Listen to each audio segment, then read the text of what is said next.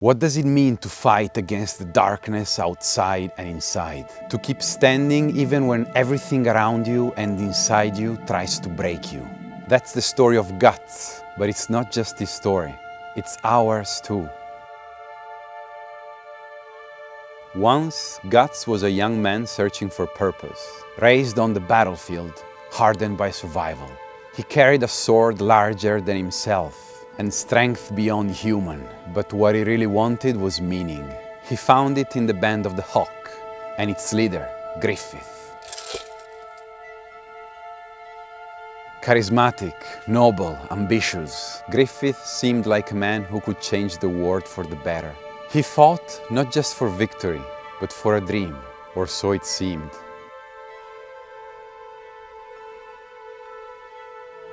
For a time, Guts believed in that dream. He became Griffith's strongest warrior, his friend, maybe even his brother. And in those days, for the first time, Guts felt something new: inspiration, fulfillment, a sense of belonging and purpose, a kind of happiness he had never known before. Together, they weren't just fighting battles, they were building a future. But even then, something was missing. Because Guts realized he needed to start seeking his own purpose instead of chasing someone else's. One day, Guts made a choice to leave the band of the Hawk, to find his own path. No, I cannot allow this. If he will not be mine, his life is forfeit.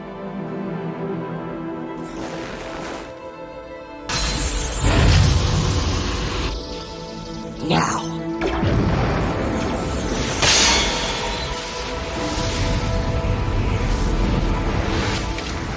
This broke Griffith. The man who seemed untouchable was suddenly powerless, obsessed.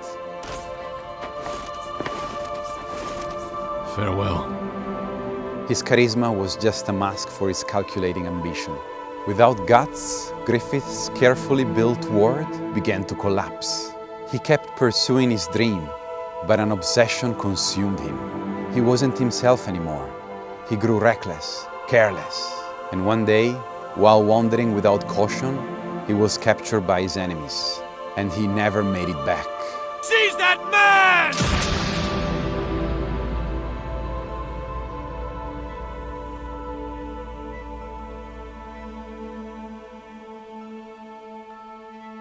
He was tortured, broken.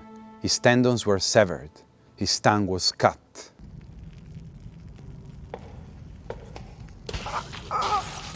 Oh, no there, don't worry. I'll stay away from the vital bits. You won't die yet. You see, I've been ordered by our king to keep you around at least another 3 years. But I don't know. I like you. His body pierced and shattered, his dreams stripped away. And in that darkness, all that remained was his obsession with Guts, alongside his greed and hunger for power, driving him to madness.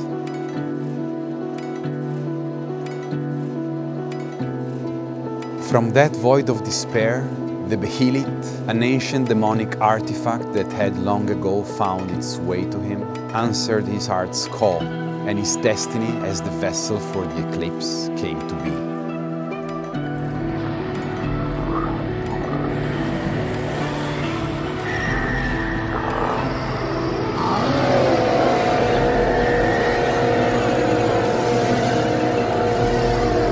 The God End appeared, beings who had once been human, but sacrificed their last shred of humanity.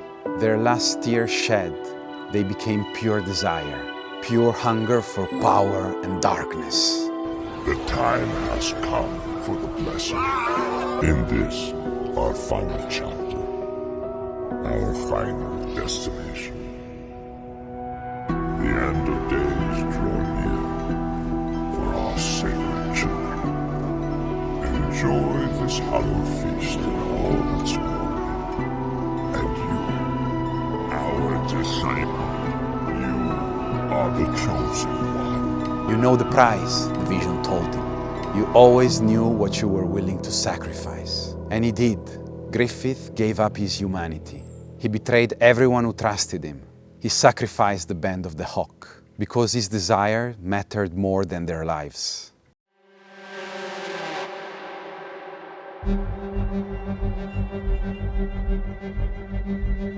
His followers were marked for death, consumed by demon in a surreal nightmare, a world twisted into hell itself.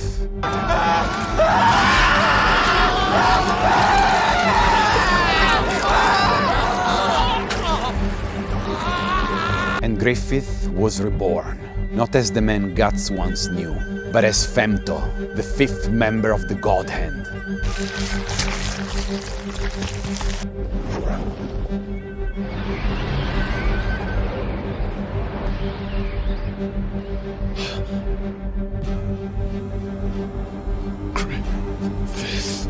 This is the first lesson.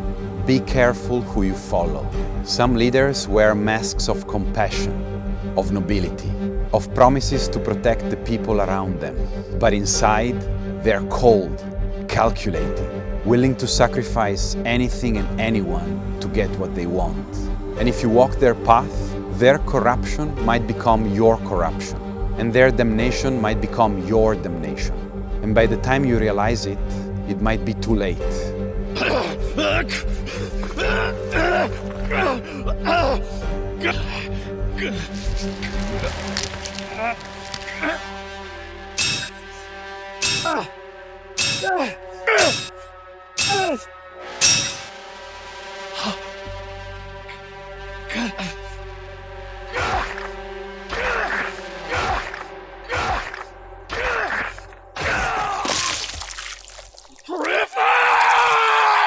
But Guts didn't surrender, even when branded for sacrifice, even when demons hunted him night and day, even when Griffith, the man he once admired, destroyed everything he loved.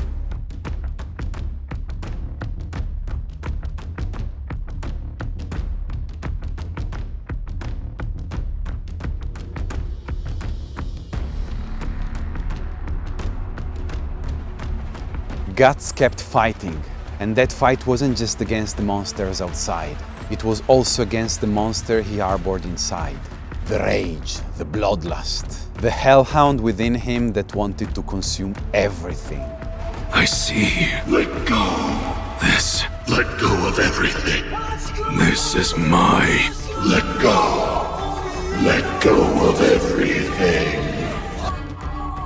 Let go. Every time he wielded his sword, he risked feeding that darkness. Even the Berserker armor, the greatest weapon he eventually acquired, was a curse, a hellish artifact.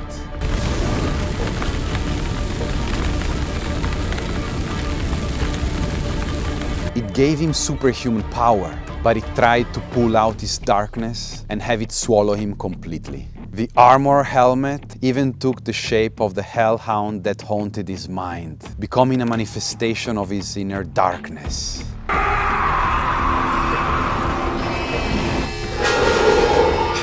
Rather than facing that darkness, he tried to lock it away, to freeze that part of his mind. But the more he repressed it, the stronger it grew. This is the second lesson. Repressing your darkness won't make it go away. In real life, when we bury anger, fear, and pain, they grow in the shadows. They twist into self-destruction.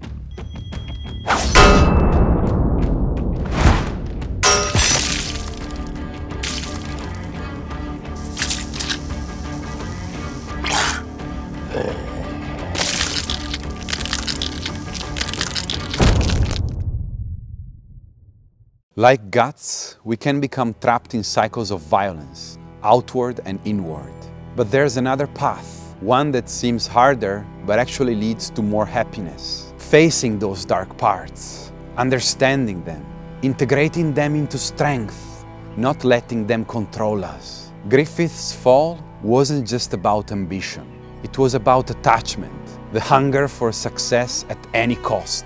When that hunger rules you, you forget what really matters.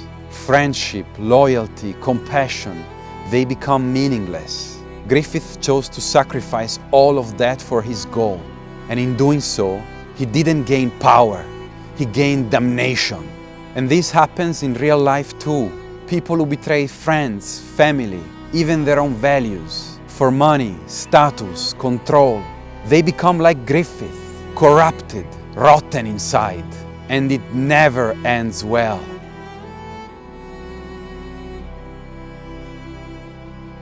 In Berserk, the world itself is a test, a world of superstition, fear, fanaticism, a world where people wanted salvation but looked for it in the wrong places.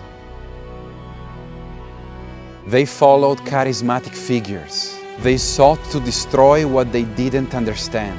They rejected responsibility for their own suffering. This reflects a deeper truth about us. We often want someone else to save us or to destroy the system we hate, thinking it will free us. But those paths lead to more suffering. True freedom doesn't come from destroying the world. It comes from mastering yourself, your mind, your darkness, your strength. That's why you are Guts. Because even in a world that is trying to corrupt you, and even when everything inside your mind tries to break you, you can choose to keep standing. You can resist the easy answers, the seductive path of chasing immediate rewards, the lies that harshness and greed will reward you instead of free you. And when the darkness inside rises, don't repress it. Don't let it consume you either. Face it, understand it, transform it into fearless strength. Guts teaches us that survival isn't enough. We must fight not just to live, but to protect what truly matters, without losing ourselves. Even when our mind and the world around it becomes hell, we can choose not to become its demons.